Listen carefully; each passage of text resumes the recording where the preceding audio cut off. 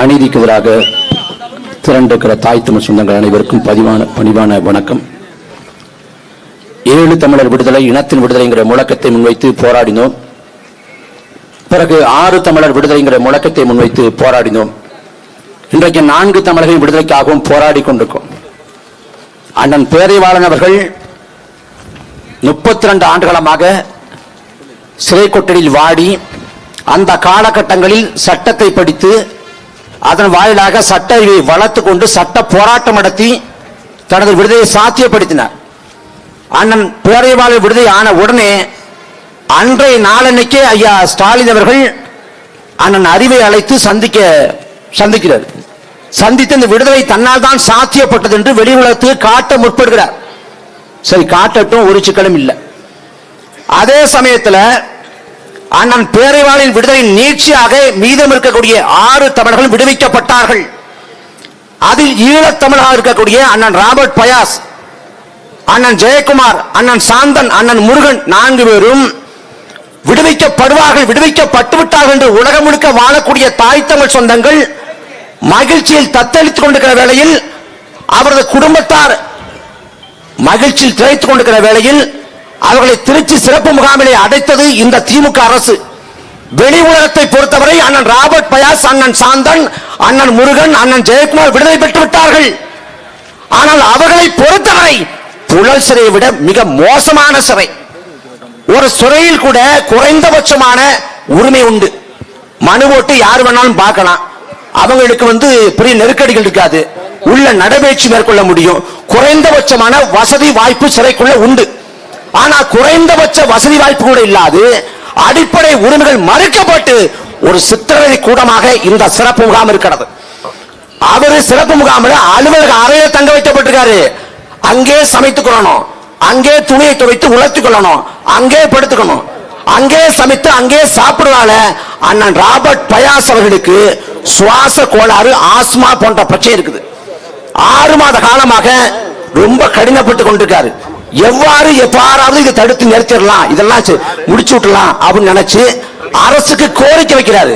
தமிழ்நாட்டின் முதலமைச்சர் ஐயா ஸ்டாலின் அவர்களுக்கு 2 முறை கடிதம் அனுப்பினார். 2 முறை கடிதம் அனுப்பியும் கூட தமிழ்நாட்டின் முதலமைச்சர் ஸ்டாலின் அவர்கள் அதற்காக எந்த பதிலும் சொல்லவில்லை, எந்த தீர்வும் கிடைக்கல. கடைசியாக ஒரு வழியற்ற சூழலில் தொடர்ச்சியாக கால வரம்பற்ற உண்ணாநிலை போராட்டம் அறிவிக்கிறார். 6 நாட்கள் வரைக்கும் தொடர்ச்சியான பட்டினி போராட்டம். 3வது முறையாக தமிழ்நாட்டின் முதலமைச்சர் ஸ்டாலின் கடிதம் எழுதிவிட்டு அண்ணன் ராபர்ட் பயாஸ் பட்டினி போராட்டத்தை மேற்கொண்டார். ஆனா இந்த போராட்டத்திற்கு இந்த அரசு மதிப்பளிக்கல, எந்த ஊடகம் மதிப்பளிக்கல. எதையே இந்த ஊடகங்கள் செய்தியாக்குது. தமிழ்நாட்டில் இருக்கக்கூடிய அத்தனை காட்சி ஊடகத்தோட முதன்மை ஆசிரியர்களுக்கும் செய்தி அனுப்பினேன். அண்ணன் ராபர்ட் பயாஸ் எழுத கடிதத்தை. ஆனா எந்த செய்தியிலையும் வரல. ஒரு செய்தியாக கூட பதிவு செய்ய யாரும் முற்படல. அப்ப என்னன்னா அவங்களை கடத்தி விட்டாங்க. ஈழத்தமிழர்கள் அவங்களுக்கு யாருமே இல்ல, தமிழ்நாட்டில் கேட்க நாதி இல்ல அப்படின்னு நினைச்சாங்கன்னா அந்த நினைப்பு தவறு. லட்சக்கணக்கான தமிழர்கள் இருக்கும், கோடிக்கணக்கான தமிழர்கள் இருக்கும். அண்ணன் ராபர்ட் பயாசுக்கு, அண்ணன் ஜெயக்குமாருக்கு, அண்ணன் முருகனுக்கு, அண்ணன் சாந்தனுக்கு என்றால் உயிரை கொடுக்க ஆள் இருக்கு, வேற எதுவும் செய்யும் ஆள் இருக்கு. இன்னைக்கு தடபோரணியே இந்த போராட்டத்துக்கு அனுமதிக்கப்பட்ட போராட்ட வடிவம். நாங்க போராடிட்டு எங்க கோரிக்கை அரசுக்கு சொல்லிட்டு நாங்க கிளம்ப போறோம். ஆனா அனுமதிக்கப்பட்ட போராட்ட வடிவத்திற்கு இந்த அரசு தடை போடுது. நாங்க உங்கள்கிட்ட அனுமதி கேட்டு போராடுற வரைக்கும் தான் நாங்க உங்கள்கிட்ட கெஞ்ச மாதிரி இருக்கோம். மீறி உங்கள்கிட்ட கேட்காம நாங்க முற்றுகை போராட்டம் கிளம்பினா விளைவுகள் விபரீதமா இருக்கும். கட்டுக்கடங்காத கூட்டம் வரும், எண்ணிக்கை வரும், ஒன்னும் செய்ய முடியாது. எங்கள் கோரிக்கை அறவெளித முன்வைக்கும். ஏன் உங்களை தொந்தரவு பண்றீங்க? ஏன் தொந்தரவு பண்றீங்க? விடுதலை என்பது அவங்களை வெளியே உழவு விடுவது.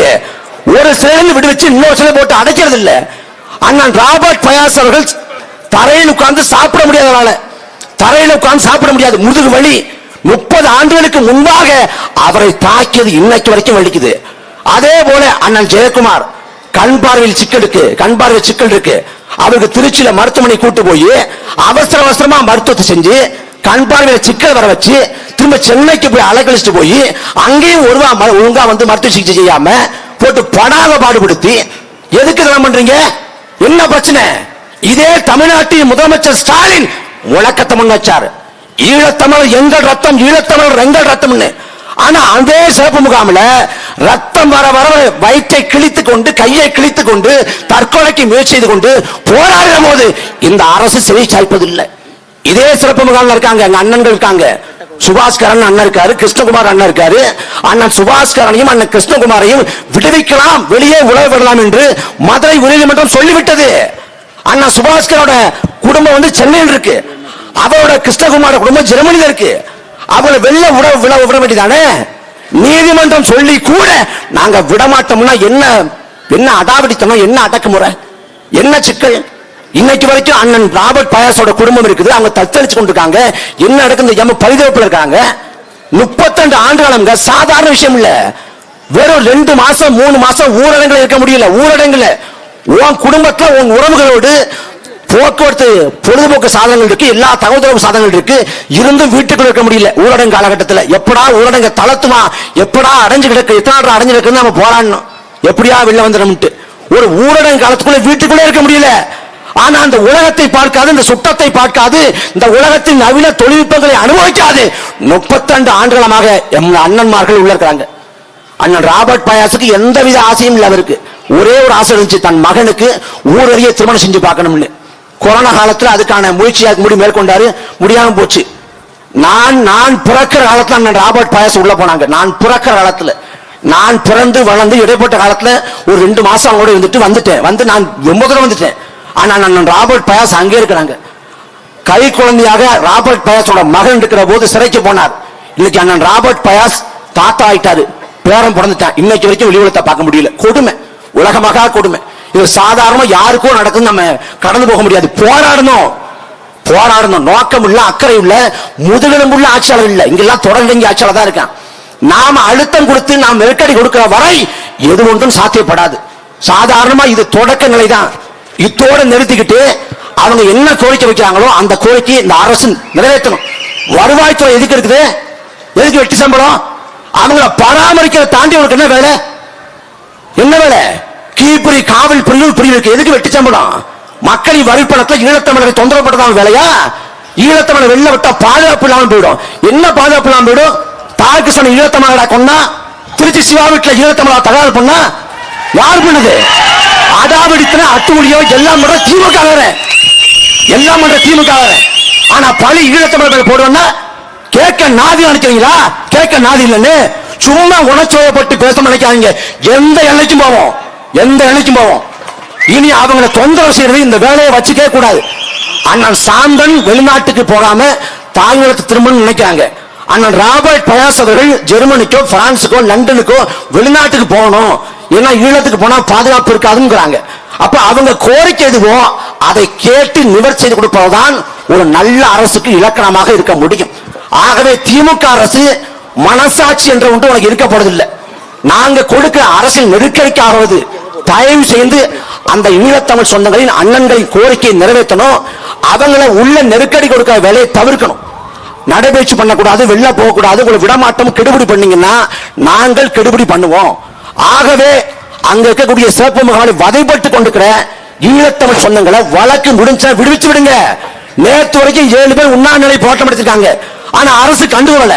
ஆனா நாம் தமிழக கட்சி போராட்டத்தை அறிவிக்கணும்னு அவசரமா நெருக்கடியை கொடுத்து உண்ணாவிரத்தை எடுத்துக்கணும்னா கேட்க நாதி இல்லாத அனாதி என்று நினைச்சீங்கன்னா கஷ்டம். நாம் தமிழக கட்சி தொடங்குவதற்கு முன்பாக ஈழத்தமிழ் சொந்தங்களுக்கு தமிழ்நாட்டில் யாரும் இல்லைங்க நிலை இருந்திருக்கலாம். ஆனால் நாம் தமிழக கட்சி தொடங்கப்பட்ட பிறகு லட்சம் கோடிக்கணக்கான தமிழ் சொந்தங்கள் இருக்கும். அவங்களுக்கு ஒண்ணுனா உயிர் கொடுக்க அளவுக்கு. ஆகவே அரசு அவர்களை விடுவிக்கணும், விடுவிச்சு மாற்றிடம் கொடுக்கணும். அண்ணன் ராபர்ட் பயாஸ் கோரிக்கை வைக்கிறாங்க, அந்த கோரிக்கையை நிவர்த்தி செஞ்சு தரணும். அண்ணன் ஜெயக்குமார் குழந்தை வெகுளித்தனமா மனம் கொண்டவர். நான் பழகிருக்கேன், எனக்கு தெரியும். அண்ணனை நீ உலகம் தீவிரவாதி பயங்கரவாதி என்ன மையவான்னு சொல்லு, எங்களுக்கு எங்க அண்ணன் குழந்தை, எங்கள் அண்ணன்களை எங்கள் உறவுகளை விடுவிக்கணும். அதற்காக இது தொடக்கநிலை போராட்டம் தான். இனியும் நீங்கள் நெருக்கடி கொடுத்து செய்ய மறுத்தால் அடுத்த கட்ட போராட்டம் அனுமதிக்கப்பட்ட போராட்ட வடிவமாக இல்லாது வேறு வடிவத்துக்கு மாறுகிற போது அரசுக்கு தான் சிக்கல். அதை பார்த்து உணர்ந்து கொண்டு அவர்களுக்கான கோரிக்கையை நிறைவேற்றி தரணும். நன்றி, வணக்கம்.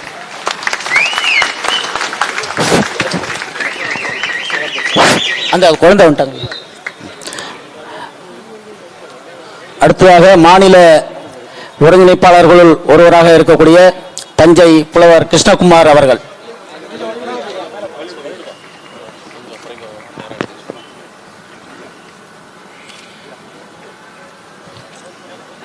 குறைவா எடுத்துக்கலையா?